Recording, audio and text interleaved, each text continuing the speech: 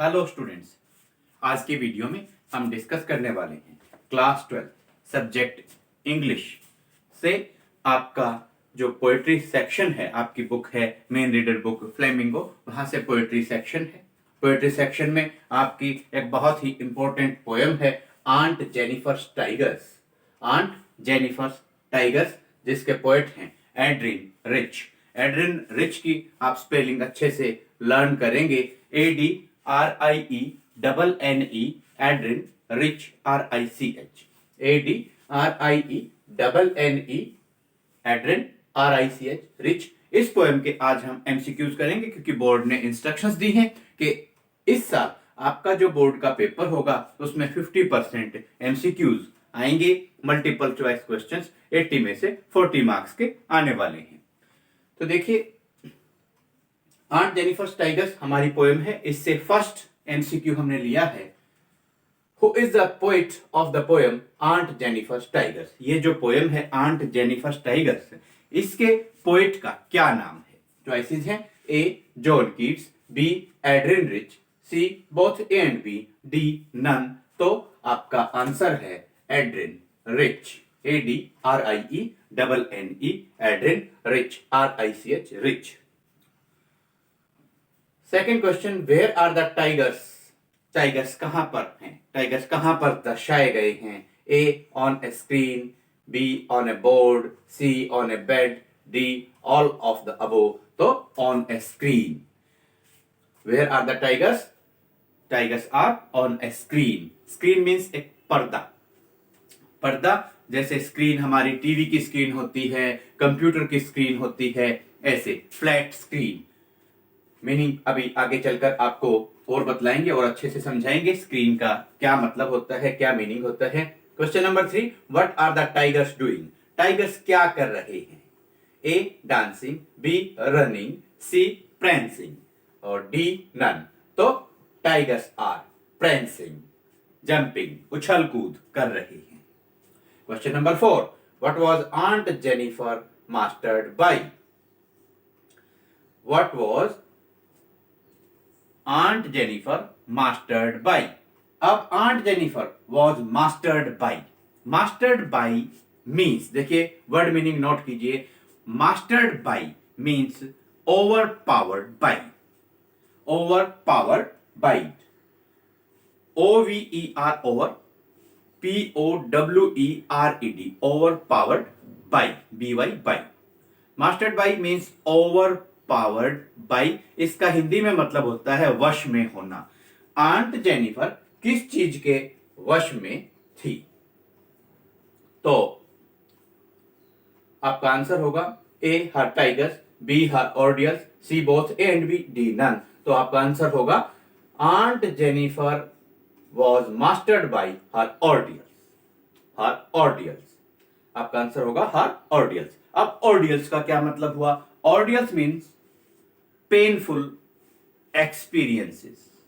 ऑर्डियल्स means painful experiences, कष्टदायक अनुभव। Question number 5, how will her hands appear after her death. Aunt Jennifer के मरने के बाद उनके हाथ मरने के बाद भी कैसे दिखाई देंगे? A calm, B peaceful, C terrified, D all of the above. Answer होगा टेरिफाइड। अब आंट जेनिफर जीवित हैं, अब भी वो टेरिफाइड दिखाई देती हैं, और मरने के बाद उनके हाथ फिर भी टेरिफाइड दिखाई देंगे, भयभीत दिखाई देंगे। Question number 6, how do the tigers look. Tigers कैसे दिखाई देते हैं? A proud, B fearless, C proud and fearless, D none. देखिए, अब ऐसे क्वेश्चंस में आपको कंफ्यूज होने की जरूरत नहीं है। तो जो टाइगर्स थे वो प्राउड भी थे और फियरलेस भी थे। सी चॉइस में दोनों इकट्ठे मिल गई, ये आपके लिए बेस्ट चॉइस रहेगी। How do the tigers look? Proud and fearless, गर्व के साथ और निडर दिखाई देते हैं। Question number 7, what will the tigers in the panel do. जो पैनल है, जो स्क्रीन है, वहां पर टाइगर्स क्या कर रहे होंगे? What will the tigers in the panel do, क्या कर रहे होंगे?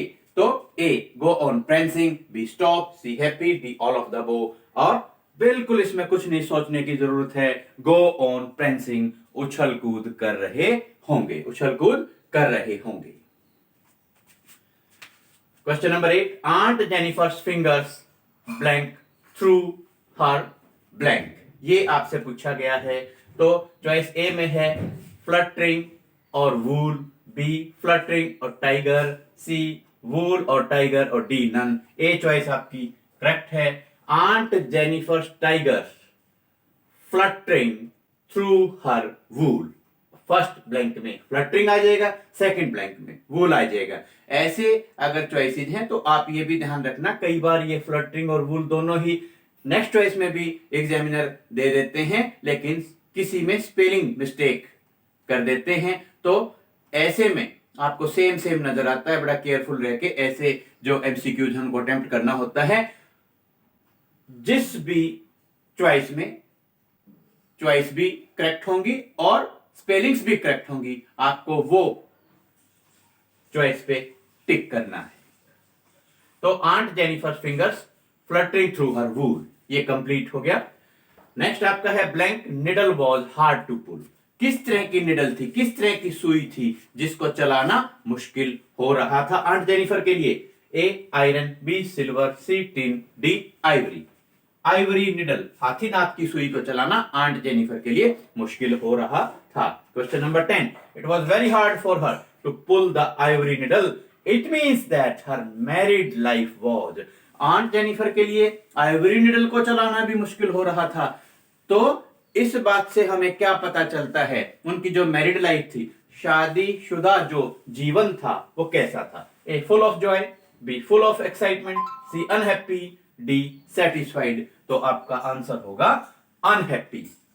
यहां डिससेटिस्फाइड भी हो सकता है, अगर चॉइस दे रखी हो तो अनहैप्पी हो सकता है, यहां पर है, और डिससेटिस्फाइड भी हो सकता है। अनहैप्पी एंड डिससेटिस्फाइड, ऐसा भी आपका आंसर हो सकता है, ये आपने नोट करके रख लेना है। अनहैप्पी ये चॉइस में यहां दिया गया था, एक करेक्ट आंसर है। It was very hard for her to pull the ivory needle, it means that her married life was. तो इसका आंसर हो गया अनहैप्पी। यहां अगर चॉइस में डिससेटिस्फाइड भी हो, असंतुष्ट, तो वो भी आपका आंसर करेक्ट हो जाएगा। और अनहैप्पी एंड डिससेटिस्फाइड हो इकट्ठा, तो वो भी आपका करेक्ट आंसर होगा। चॉइसेस के ऊपर डिपेंड करता है, आप नोट करके रख लेंगे।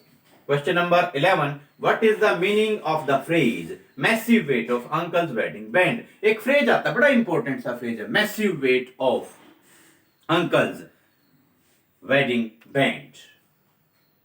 तो इसका क्या मतलब है, क्या अर्थ है, उससे आपको क्या पता चलता है उनकी मैरिड लाइफ के बारे में? चॉइस है A happy life, B slavish life, C life with no liberty और विल ऑफ हर ओन, और डी है both B and C.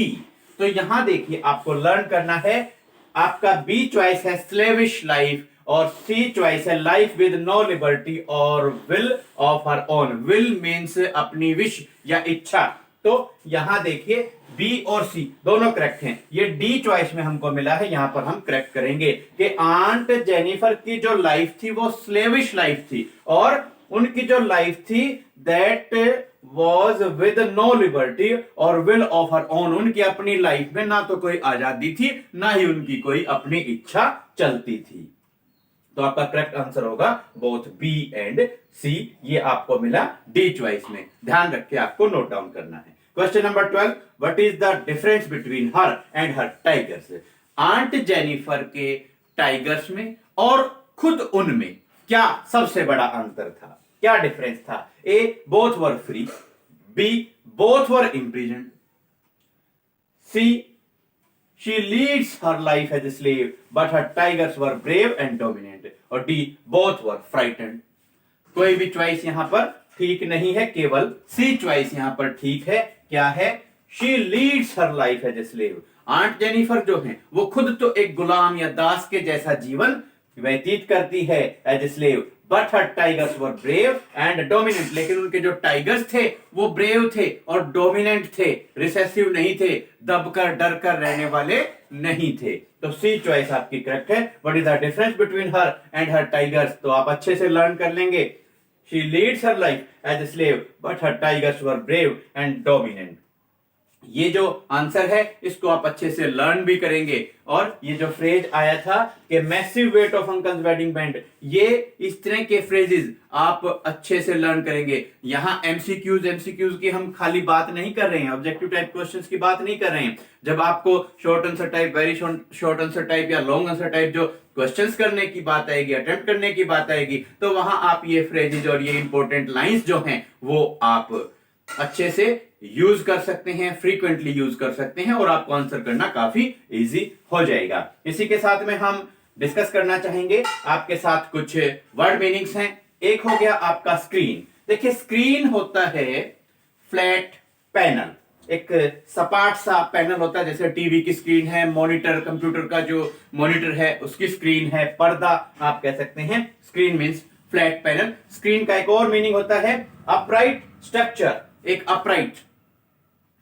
Upright जो है स्ट्रक्चर होता है, ढांचा होता है, ऊपर की तरफ उठा हुआ, जैसे बीच में कोई हम दीवार कर देते हैं टू डिवाइड द रूम। दीवार के जैसा नहीं, जैसे कोई कर्टेन होता है रूम के बीच में, अगर हम उसको डाल दें, लगा दें, तो वो रूम डिवाइड हो जाता है, दो हिस्सों में बढ़ जाता है। इस तरीके का जो अपराइट स्ट्रक्चर है उसको स्क्रीन बोलते हैं। बट आप सिंपल सा लर्न कर लें, स्क्रीन का जो मीनिंग होता है, अर्थ होता है, वो है flat panel.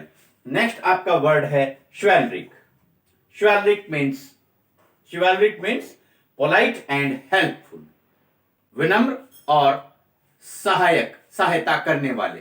शिवैलरिक means polite and helpful. Then fluttering means moving lightly and quickly, धीरे धीरे और जल्दी से चलाना। Moving lightly and quickly means fluttering. Massive means of great size. Massive, of great size, बड़े आकार का। Ringed with, surrounded by, घिरा होना। Ringed with, surrounded, surrounded, surrounded by, by. Ordeals, painful experiences, कष्टदायक अनुभव।